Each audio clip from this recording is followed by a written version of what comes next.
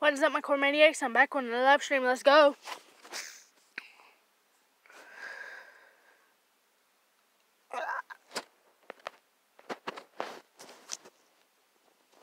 Alright, quick, get.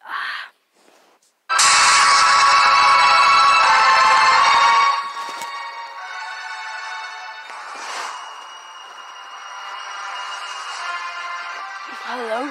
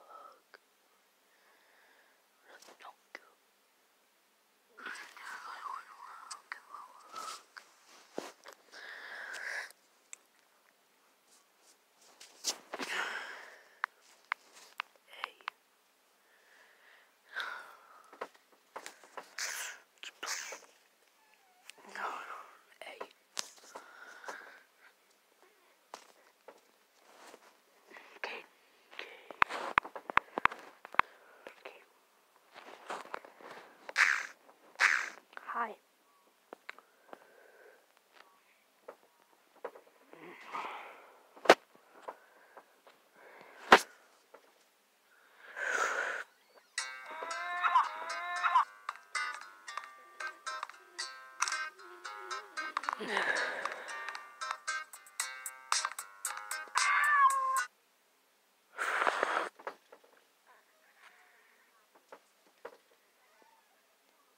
So, it's raining, right? And you pass a bus stop. There are 3 people there. Your most trustworthy friend, a pregnant woman who has to go to the hospital, and the girl of your dreams. Your smart car only has 2 seats. What do? Oh, I've heard this one. You give the car to your most trustworthy friend, he takes the pregnant lady to the hospital, and then you stay at the bus stop with the girl of your dreams. No.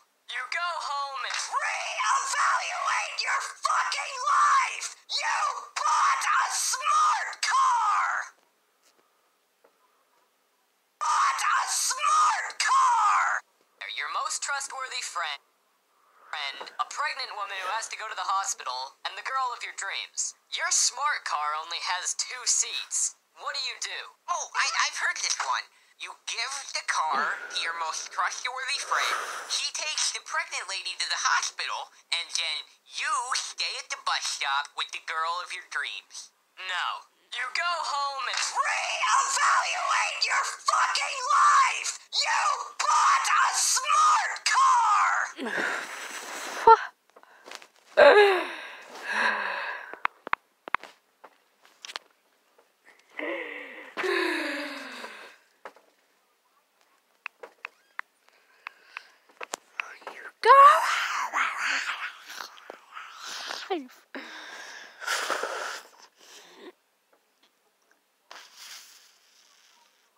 So, it's raining, right? And you pass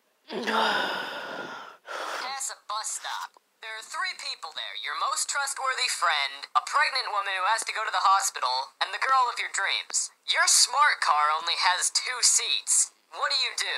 Oh, I've heard this one. You give the car to your most trustworthy friend, he takes the pregnant lady to the hospital, and then you stay at the bus stop with the girl of your dreams. No. You go home and reevaluate your fucking life! You bought a smart car! That's a funny part.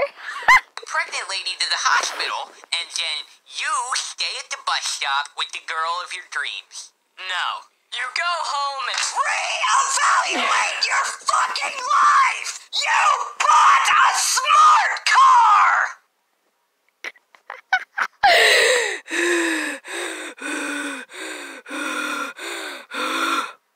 That's 6 years old. God damn.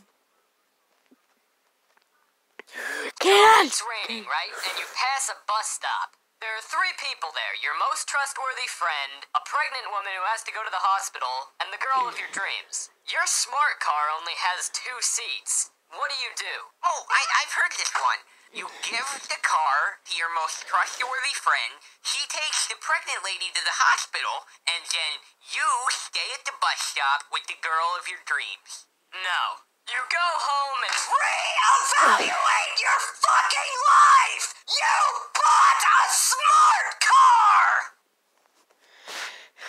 I have to rewatch that one over and over and over.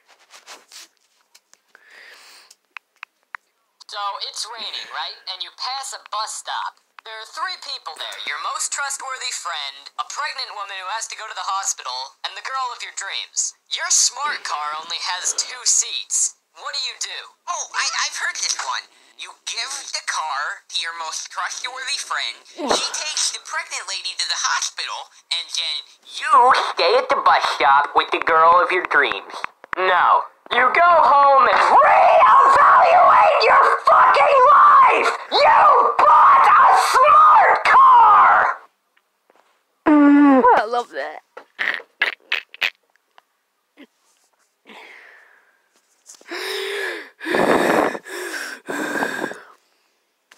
So it's raining, right? And you pass I a had to watch bus it one more stop. time. There are 3 people there. Your most trustworthy friend, a pregnant woman who has to go to the hospital, and the girl of your dreams. Your smart car only has 2 seats. What do you do? Oh, I've heard this one.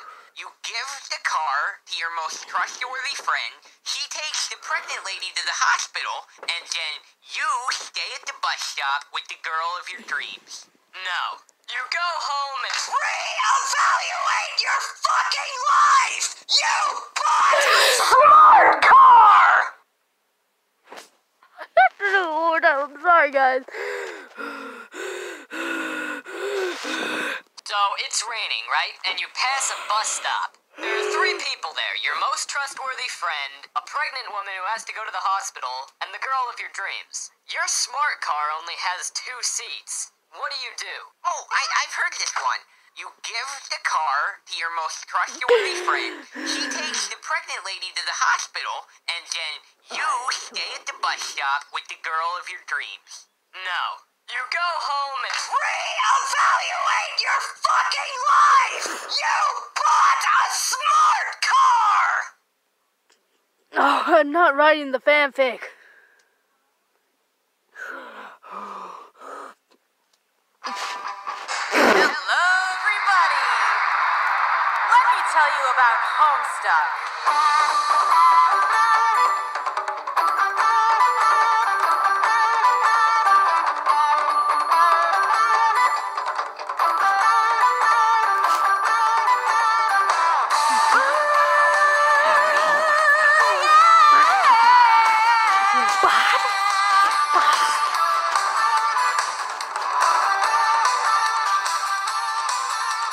John Egbert, Rosalind, Descend, Rise Up, Stunted, Harley, Babe Strider, they all play Spurvin in the world. Harlequin, Nana, Bo, Mom, Dad, Youth, Roll, Grandpa, Pastor, Chum, Hella, Jeff, and Sweet Bro. I don't even know this. First time ever. Eden, Concord, Wind and Shade, Frost and Frogs, Light and Rain, Vagabond and Mendicant, Renegade, Consorts and Denizens, Skya, 413, Countdown to the Reckoning, Durst and Prospect, Carapaces, Pogo, Hammer, Sassacre. You can't find a Homestuck, though it's weird and random, it's the greatest fandom. You can't find Let me just show you my favorite animator. These are really popular ones. Secret Dave, Sprite, Casey, Nudie, Doomtime Lions, Good Dog, Best Friend Jack causes many people's and Black Queen, Knack, Stuffing Corpses, Shoosh, Pap, Robot Bunnies, Midnight Crew. Cool kid, is this you? Lil Cow, Baby, Ectobiology. I haven't watched this one. Parents yet, want their All children to props be to him, by the way. well-rounded. But the problem that every parent faces is that 7-year-olds would rather watch any video on YouTube than learn how to play the violin. So, how do these concerned parents get their children to be more active? Answer, they force them. Now, forcing your kids into activities isn't a bad thing. In fact, overall, it's extremely helpful. Forcing kids into doing something they don't want to do is the only way we can get them to go to school. Okay, saying that out loud kind of sounded wrong. Doing extra activities, especially at a young age, not only teaches you important skills, but it also teaches you what your interests are. How are you gonna know if you don't like ballet unless you try it? I've tried it, and now I can say with confidence, ballet is not for me. I'm sure I'm not the only one who's had to deal with parents signing you up for sports, instruments, and more sports. I think when you're really young, you don't realize that you have a choice. Your parents just start taking you to soccer practice every Wednesday, and you think, oh, okay, I guess I'm doing this now. But all the activities I was forced into, while I never got invested in any of them, I'm still glad I did them, you know? I forgot how old I was when my mom signed me up for soccer, but I was little enough for the goals to look like this. I can't tell you how many games you won or how many goals I scored. It was probably close to 0, because I ultimately didn't care about soccer. The only thing I cared about was getting a treat after every game, because I earned it. I know some kids who really enjoyed playing soccer. I forget which video I mentioned this, but back in the day, there was this kid I knew named Micah. He used to live in the house directly behind mine, and we were on the same Little League soccer team. He was really good at soccer, probably better than I'll ever be, and he still plays to this day. Well, okay, it's been 4 years since I last talked to him, but he was still playing soccer to this 4 years ago. Now, did Micah's parents initially force him into playing soccer? Probably, I didn't ask. But if his parents never forced him into it, he would have never known how good he was at the game and how much he enjoyed it. But that's enough about Micah. This is my channel. I don't remember how I stopped playing soccer. I just stopped showing up to the practices one year, and then I never played again. And then my mom put me into Boy Scouts, and that was a lot better because it wasn't competitive and camping is awesome, and I made some dumb videos about it. So it was a return investment. Look. I never seen that before. Good he was at the game and how much he enjoyed it. But that's enough about Micah. This is my channel. I don't remember how I stopped playing soccer. I just stopped showing up to the practices one year, and then I never played again. And then my mom put me into Boy Scouts, and that was a lot better because it wasn't competitive and camping is awesome. Look, slender.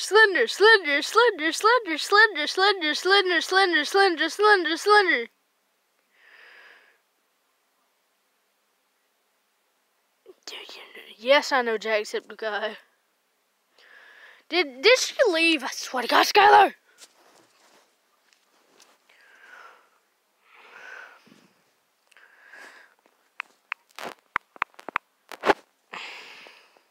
And I made some dumb videos about it. So it was a return investment. Another activity my mom put me in was this martial art class called Aikido. I'm honestly surprised I've gotten 107 videos without mentioning Aikido once. Probably because it was boring and nothing interesting happened. My mom put me and my twin sister into Aikido, and we both agreed that it was boring and we didn't like it. So we decided not to remind my mom whenever she had to take us to class. And surprisingly, she forgot most of the time. Okay, look, whenever the sensei was talking, we had to sit on our knees, and that gets uncomfortable after 2 seconds. What is Aikido? Dang it, I was trying to push it back up. I was seeing if she saw.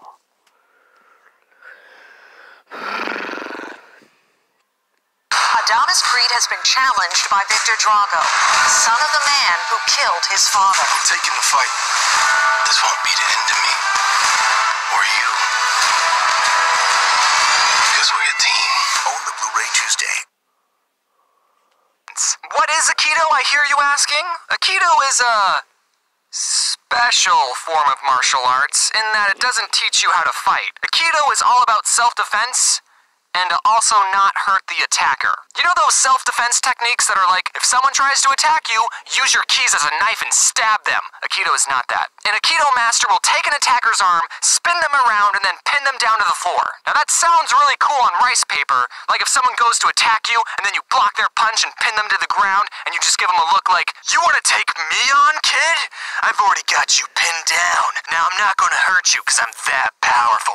But if you ever attempt to attack me or my clan ever again, I will be forced to use 10% of my power and break your spine in half. And I think my mom saw that Aikido was non-violent and taught self-defense, and she thought it was a better activity than learning how to kick someone in the face. But after doing some research on Aikido, I've learned that it's not really, what's the right word?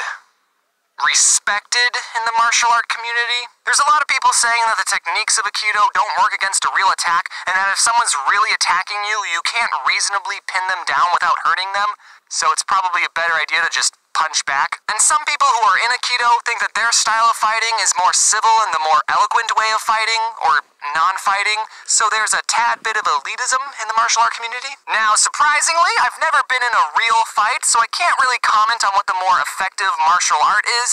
I'm sure different situations call for different responses, but I don't think I'm wrong when I say that Aikido is the vegans of martial arts. After Aikido, the next thing I was forced to learn was an instrument. My parents didn't force me to do this, it was the American education system that did. In 5th and 6th grade, everyone had to take a band class, and we all chose different instruments to play, and I went with the flute. And as soon as I was given the flute, I traded it with Priscilla, who chose percussion, and that's what I did for the next 2 years. Compared to the rest of the instruments, percussion was very easy on my lungs. And it was okay if we were bad at the instrument because we were in the very back. The first set of songs we learned was on this metal xylophone thing, but I think the teacher thought everyone was so bad at that instrument that the rest of the songs we learned was on this drum.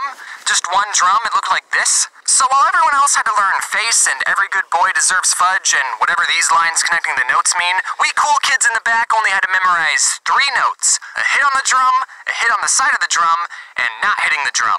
Now those are my favorite notes. Drums are so great, nothing beats the drums.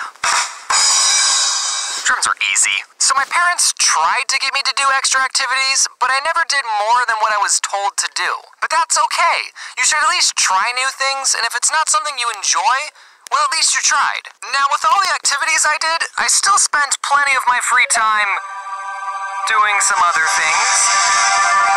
Okay, I played a lot of Neopets and RuneScape, and as much as I enjoyed these games, I would say overall, they didn't make me a more rounded person. Unless you count what they did to my horrible posture. People will spend their free time doing what they enjoy, and entertainment is designed to be entertaining. And while it's good to take some time doing things you enjoy, just like everything in life, it's all about balance. I think there's a very clear and important difference between a hobby and an addiction. If you enjoy playing video games and binging Netflix in your free time, then do that. Keyword being free time. You still need to set time to sleep, work, and socialize, and take showers. If I can smell that you were just binging a show, then that's gotta change. While I was working on this video, I wondered why it was more acceptable to be good at chess than it was World of Warcraft, because at its core, chess and Warcraft are the same thing. A game. But if you spend all your time playing one of these games and it gets in the way of you being a functional human being, that's when it becomes an addiction. And I would bet you $1 crisp bill that more people have gotten addicted to Warcraft than chess. And that's why I believe there's a bad stigma with that game. Also, I don't know how WoW works, but I know in chess you need to have at least one friend. If I could go back in time, I would tell my younger self to not play Neopets and RuneScape as much as I did. I would have told me, hey, you should try out other things too, like rollerblading or the flute. Youth is the best time to learn what you love and where your passions lie. You kids have no bills, no expectations, you're not tired all the time, and everyone's telling you to follow your dreams. But not me, I'm 22. My life is practically over. I can't choose any more hobbies. I wasted my childhood. I'm not saying don't play video games or don't watch YouTube. I understand that my main demographic is people who watch YouTube, but like I said before, it's all about the balance. Trademark. So go out there, try new things, join a club, go on a walk, draw something. I'm biased, but make a comic, write a short story, find a recipe online and cook something, or read a book. Take breaks, yes, but never stop learning. And when you're an adult, you can force your children to learn too. Happy 2019, everyone. How are you all doing on your New Year's resolutions? Are you still keeping track of those? Surprisingly, a lot has happened for me in 2019 already, and the really big thing is that I got a new dog. Her name is Floof, and she's the best. Aww. And I hate to break this to anyone who owns a dog, but Floof is actually the best dog in the world, so sorry guys. Oh, also this channel hit 10 million subscribers, which is just an absolutely insane milestone. Thank you all for watching my videos, and it's just wild how many people are out there watching my videos. They're just videos, guys, calm down. Also, big thanks to all my lovely additional artists. I wouldn't be able to make these videos as fast and as high quality as they are without them, so thank you all for working on this video, and cheers to 10 million. I guess the next video I'll be working on will involve sprinkles. Now, when I first started the sprinkle tradition, I thought, oh, it's just a fun little thing to do every once in a while, and now I'm buying a lot of sprinkles, so woe is me. I'm gonna go take a nap now, and as always, wear your seatbelt.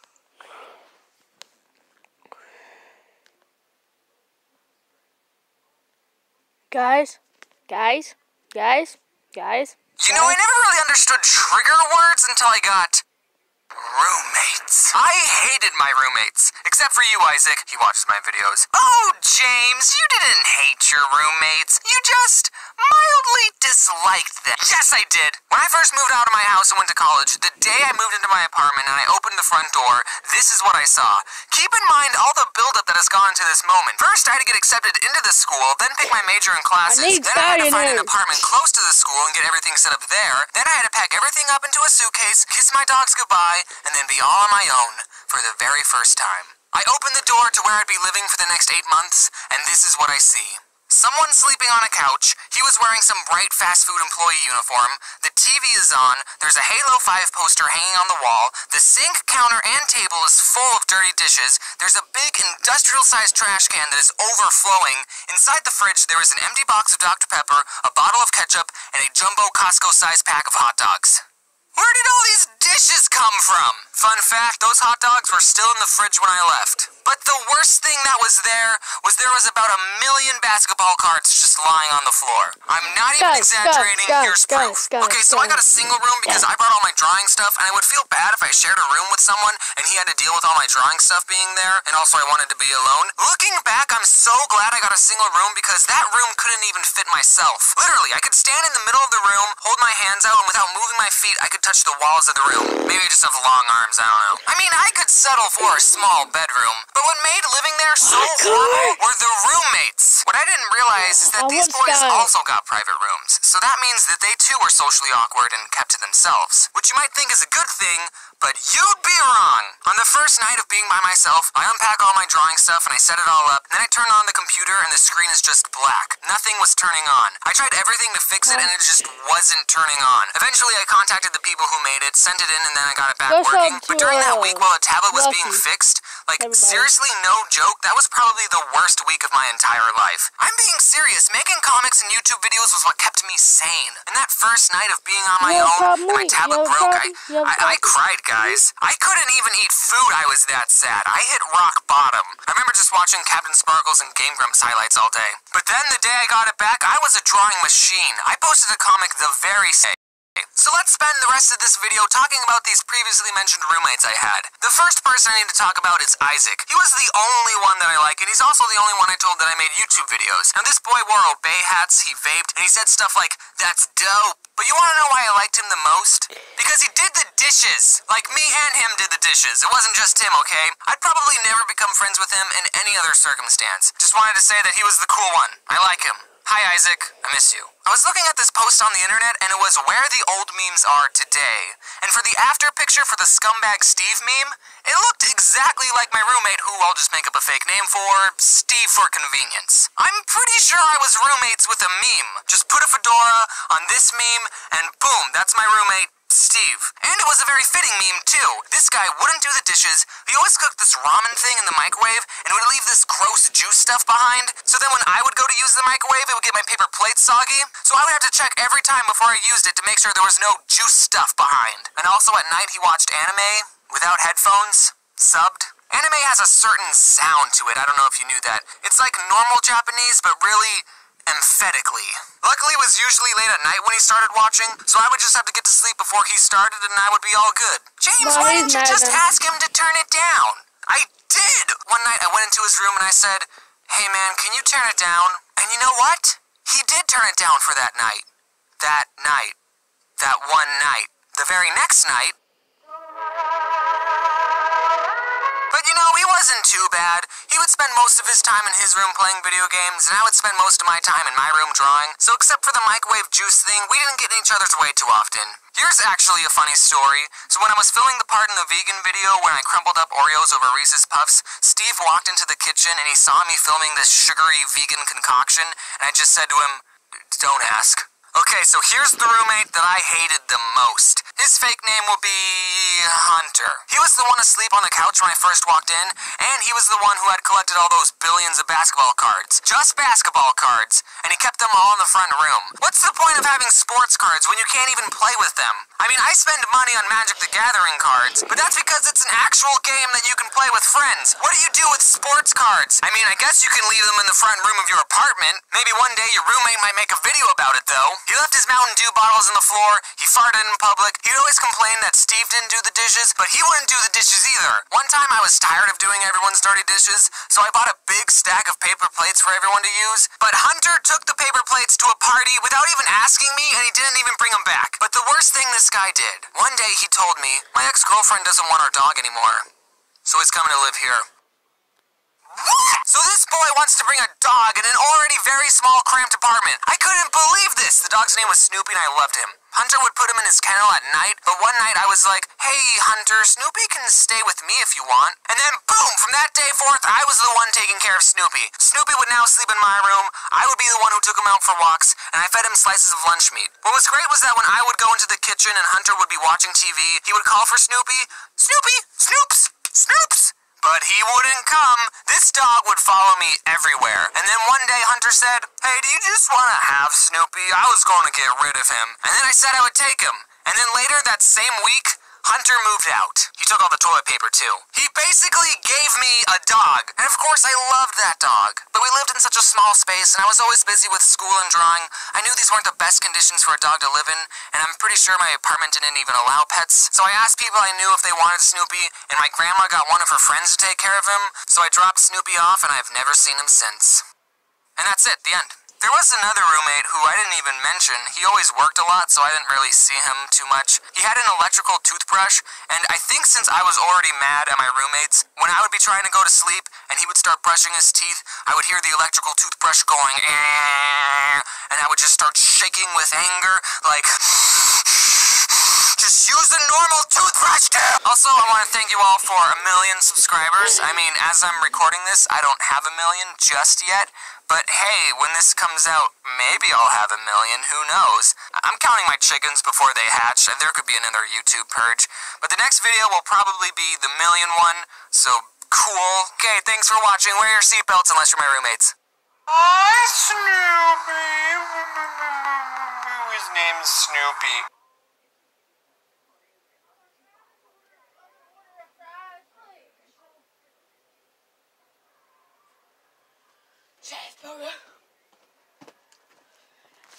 And eat, my guys, and I will catch yous all later.